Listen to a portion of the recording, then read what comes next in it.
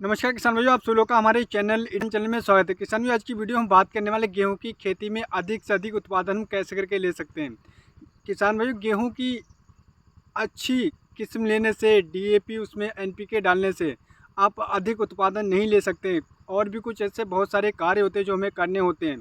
तो इस वीडियो में हम बात करेंगे खेत की जुताई से लेकर माइक्रो न्यूट्रॉन्स की पूर्ति तक ऐसी कौन कौन सी बातें हैं जो हमें ध्यान रखना चाहिए, जिससे हम आने वाले समय गेहूं की फसल से बेहद अच्छा अधिकतर पैदावार ले सके। तो इसके लिए आप इस वीडियो को पूरा अंत तक देखते रहिएगा। इस वीडियो को बिल्कुल भी स्किप मत करिए। कुछ ऐसी महत्वपूर्ण चीज़ें जो आपको समझना बहुत ही ज़रूरी है आज की इस वीडियो में। तो इसके लिए आप इस वीडियो को पूरा अंत तक जरूर देखिएगा। यदि आप हमारे चैनल पर नए हैं तो कृपया करके हमारे चैनल को सब्सक्राइब करिएगा और हमारे इस वीडियो को अधिक से अधिक हमारे सभी किसान भाइयों के साथ शेयर करें, जिससे जो हमारी बातें हैं हमारे सभी किसान भाई तक पहुँच कर वो अपनी आने वाले समय में गेहूँ की फसल से बेहद अच्छा अधिकतर पैदावार ले सके। तो आइएगा हम शुरू करते हैं किसान भाइयों की ऐसी कौन सी बातें हैं जो हमें ध्यान रखना चाहिए।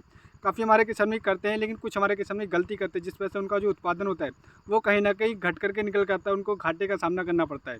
तो किसान भाई, अगर आप गेहूं की खेती करें, जैसे कि इस समय पर गेहूं की बुआई स्टार्ट होने वाली, तो इसके लिए आप इस वीडियो को देखना बहुत ही ज़रूरी है। तो आइएगा हम शुरू करते हैं। सबसे पहले जो गलती हमारे किसान भाई करते हैं कि खेत की तैयारी और खेत की जुताई सही तरीके से नहीं कर पाते, जिस वजह से उन्हें काफ़ी ज़्यादा हानि देखने को मिलती है। किसान भाई, मैं आपको बताना चाहूँगा कि खेत की तैयारी जिस तरीके से आप करेंगे उसी तरीके से आपका अधिक पैदावार निकल करके आएगा। अगर आप सही खेत बनाएंगे, सही तरीके से जुताई करेंगे, तभी आप अधिक पैदावार ले पाएंगे। काफ़ी हमारे किसान भाई खेत की अच्छी तरीके से जुताई नहीं कर पाते हैं। उससे ये होता है उनका बीज ऊपर ही पड़ा रहता है। 50% गेहूँ जर्मिनेशन होता है, 50% बर्बाद हो जाता है, गेहूँ सड़ जाता है, ऊपर पड़ा रहता है। तो ऐसी गलती आपको बिल्कुल नहीं है। कम से कम खेत की 3 बार जुताई कराएं, एक बार हायरो से, एक बार कल्टीवेटर से, और उसके बाद में सड़े हुए गोबर की खाद का बेहद जरूरी ध्यान रखना है किसान भाइयों। कम से कम 1 एकड़ में 2 से 3 ट्रॉली सड़े हुए गोबर की खाद का अवश्य प्रयोग करें। अगर भाई आप सड़े हुए गोबर की खाद का प्रयोग नहीं करते तो उस समय पर आपको रासायनिक उर्वरकों पर निर्भर रहना पड़ता है। तो वहीं आपको रासायनिक खादों का ध्यान रखना है। तो पहले तो आप कोशिश करें कि सड़े हुए गोबर की खाद का अवश्य प्रयोग करें, क्योंकि हमारे काफ़ी किसान भी फसल चक्कर नहीं अपनाते हैं। तो जिस वजह से हमें सड़े हुए गोबर की खाद का प्रयोग अवश्य करना है। कम से कम 2 ट्राली सड़े हुए गोबर की खाद का इस्तेमाल जरूर करें। तो यानी कि पहले ही आपको जुताई करना है हैरो से, उसके बाद एक बार कल्टीवेटर से, उसके बाद में आपको सड़े हुए गोबर की खाद डालें, फिर रूटावेटर से अच्छी तरीके से खेत की जुताई करके मिट्टी को भुरभुरा, यानी कम से कम 4 से 5 इंच मिट्टी आपकी भुरभुरी हो जाना चाहिए। तभी आप गेहूँ की बुआई करें, तब आपका जो जर्मिनेशन होगा वो बहुत ही ज़बरदस्त होगा और उसका 100% आपको जर्मिनेशन देखने को मिला। आपका कोई भी दाना बर्बाद नहीं जाएगा। अब बात करते हैं किसान में सबसे जो महत्वपूर्ण कार्य हमारे किसान भाई यहाँ पर भी गलती करते हैं, वो है सही समय पर बुआई।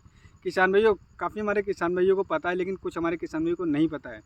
किसान भाई, जो मैं जैसे कि मैं आपको बताना चाहूँगा, काफ़ी हमारे किसान भाई यूट्यूब पर देखकर, जैसे कि स्क्रिप्टेड वीडियो, काफ़ी सारी वीडियो यूट्यूब पे चल रही हैं जो स्क्रिप्टेड है, जिनको पता ही नहीं कि गेहूँ कब बोया जाता है, और वो बस स्क्रिप्ट पे लिखकर आपको वीडियो बना के दिखा रहे हैं, और काफ़ी हमारे किसान भाई इस वजह से गलती कर रहे हैं। तो ऐसी चीज़ों पे आप बिल्कुल भी यकीन मत करिएगा। आप अपने एरिया के हिसाब से ध्यान रखें कि अपने एरिया के हिसाब से देखें कि कौन सी बीज का क्वालिटी अच्छा है, उसी बीज का चयन करें। काफ़ी हमारे किसान यहाँ पर गलती कर रहे हैं, उन्होंने वीडियो में तो देख लिया, लेकिन उनको पता नहीं कि आपके एरिया में गेहूँ का इसका क्या उत्पादन निकल कर के आ रहा है। तो ऐसी गलती आप बिल्कुल ना करें। तो जैसे कि मैं आपको बताना चाहूँगा, खेत की बुआई का सबसे जो बेस्ट समय होता है वो अक्टूबर के लास्ट वीक से लेकर आप 10 अक्टूबर से बुआई करेंगे, तो ये बेहद बहुत ही ज़बरदस्त समय पीरियड है अगेती गेहूं की बुआई करने के लिए। वहीं आप 10 नवंबर से लेकर 25 नवंबर तक लास्ट अगर आप गेहूं की बुआई कर देते तो ये अगेती फसल के लिए वैज्ञानिक समय पीरियड बहुत ही ज़बरदस्त। अगर आप इस समय पर गेहूं की खेती करते हैं तो किसान आप बहुत ही ज़बरदस्त पैदावार ले सकते हैं। जो मैं अपनाता हूँ वह इसी पद्धति को अपनाता हूँ और बहुत लंबे समय से फॉलो कर रहा हूँ किसान भाइयों।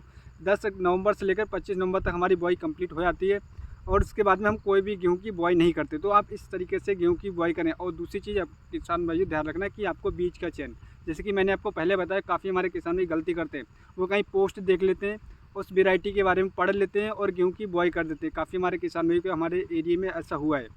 काफ़ी ऐसे यूट्यूब चैनल्स हैं जिनको किसानी के बारे में कुछ नहीं पता, बस वो स्क्रिप्टेड वीडियोज़ आपको बना के दे रहे हैं और उसमें आपको पता ही नहीं लग रहा और आपने अपनी बुआई कर दी। तो ऐसा आपको बिल्कुल नहीं करना। आप अपने एरिया के हिसाब से जो कृषि संशोधन है आपके एरिया में, जो कृषि संशोधन है, वहाँ से आप ज़रूर पता करें कि आपके एरिया में कौन सा बेस्ट वेराइटी है, किसका हम चेंज कर सकते हैं। और बाकी अपने किसानों से आप संपर्क करें, अपने जो आपके पड़ोसी हैं, जो आपके एरिया में किसान से अधिक पैदावार है, तो आप उन किस्मों का चयन करें, तभी आप अच्छा पैदावार ले सकते हैं। अब बात करते हैं किसानों की पोषक तत्व की पूर्ति, जैसे कि किसानों में नाइट्रोजन, फास्फोरस और पोटास तो आपको देना ही है, और कुछ ऐसे कुछ ऐसे सूक्ष्म पोषक तत्वों की पूर्ति हमें करना होती है जो कि हमारी ज़मीन में पाई जाती है, हमें ऐसे दिखाई नहीं देती, लेकिन जब हमारी फसल तैयार होती है तो उसमें उत्पादन होता है वो कम देखने को मिलता है। बाली का साइज छोटा बड़ा रह जाता है और एक समान निकलती नहीं है, उसमें जो दाना होता है वो बारीक रह जाता है और कहीं कहीं पर बालियाँ सूख भी जाती है, जिससे उन्हें काफ़ी हमारे किसान में 30 से 40% घाटा देखने को मिलता है। तो आपको ध्यान रखना है NPK, फास्फोरस देना, उसके साथ में सूक्ष्म पोषक तत्व की बात करें किसान भाइयों, आप गवोज अवस्था में कम से कम एक बार सूक्ष्म पोषक तत्व का अवश्य प्रयोग करें। जैसे कि मैं इससे पहले काफ़ी सारी वीडियो बना चुका हूँ गेहूं के ऊपर, तो आप वो वीडियो देख सकते हैं। अगर बात करें सूक्ष्म पोषक तत्व की किसान में गवोज अवस्था में आप बोरोन का प्रयोग कर सकते हैं, NPK 05234 का प्रयोग कर सकते हैं। वहीं आप एक चीज़ और महत्वपूर्ण चीज़ पाई जाती है किसान भाइयों की, हमारे काफ़ी किसान भाई जिंक का प्रयोग नहीं करते हैं। किसान भाइयों आपको जिंक का प्रयोग बेहद ज़रूर करना है आपको, यानी कि बेहद ज़रूरी है हमारे गेहूं की फसल की, क्योंकि आज की जो ज़मीन है 3 से 4 साल से मैं खुद नोटिस करता हूँ, काफ़ी हमारे किसानों की ये सलाह है कि हमारी ज़मीन में जिंक की कमी कहीं ना कहीं पाई जा रही, तो आपको गेहूं की फसल में जिंक का प्रयोग अवश्य करना है।